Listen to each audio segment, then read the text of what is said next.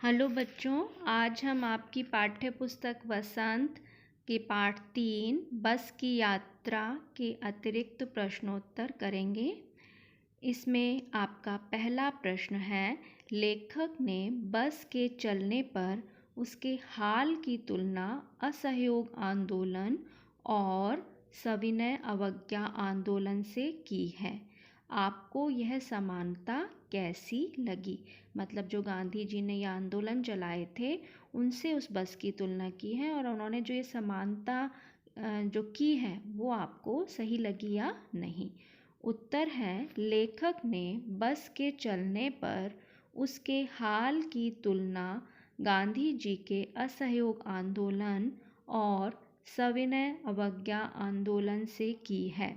क्योंकि बस की हालत बहुत ख़राब थी, उसका हर पुर्जा मतलब हर पार्ट एक दूसरे से असहयोग कर रहा था।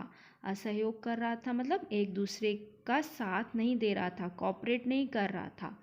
बस के बार बार रुक जाने के कारण ऐसा लग रहा था कि वो ड्राइवर की आज्ञा को मानने से विनम्रतापूर्वक मना कर रही हो।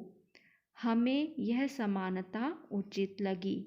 मतलब जैसे हमने अंग्रेज़ों की नीतियों से जो है ये कहा था कि हम उसमें कोऑपरेट नहीं करेंगे, हम सहयोग नहीं करेंगे और हम उनकी जो आज्ञा थी उनको भी हमने विनम्रतापूर्वक मानने से मना कर दिया था। तो बस के पुर्जे थे वो एक दूसरे से कोऑपरेट नहीं कर रहे थे और वो जो है बार बार रुक रही थी, तो ऐसा लग रहा था कि वो ड्राइवर की आज्ञा को पोलाइटली या विनम्रतापूर्वक मना कर रही है। प्रश्न 2 है, लेखक ने बस को वयोवृद्ध क्यों कहा है? लेखक ने बस को वयोवृद्ध मतलब बुजुर्ग या ओल्ड इसलिए कहा है क्योंकि जिस प्रकार बुजुर्ग होने पर हमारी हड्डियां कमज़ोर हो जाती हैं, हमारे शरीर में ताकत नहीं रहती, हमारे बाल सफ़ेद हो जाते हैं, दांत टूटने लगते हैं, हर अंग कमज़ोर हो जाता है और त्वचा लटक जाती है, मतलब उसमें जैसे झुर्रियाँ या जिनको रिंकल्स बोलते हैं वो आ जाते हैं। वैसे ही बस भी टूटी फूटी और जर्जर हालत में थी। उसे देखकर लेखक को ऐसा लगा कि बस को चलते चलते कई साल हो चुके हैं और अब वो वृद्ध हो चुकी है। प्रश्न 3 है, व्यंग्य क्या है और इसका उद्देश्य क्या है? उत्तर, व्यंग्य साहित्य की एक ऐसी विधा है जिसमें हंसी मजाक के द्वारा किसी की आलोचना की जाती है। आलोचना मतलब उसकी बुराई की जाती है, उसकी कमी को बताया जाता है। जैसे अंग्रेज़ी में से सटायर बोलते हैं, आप मीम भी जैसे चल रहे हैं आजकल, या आप न्यूज़पेपर में देखते हैं कार्टून कोना बना होता है, वो सब किसका उदाहरण है? व्यंग्य का उदाहरण है।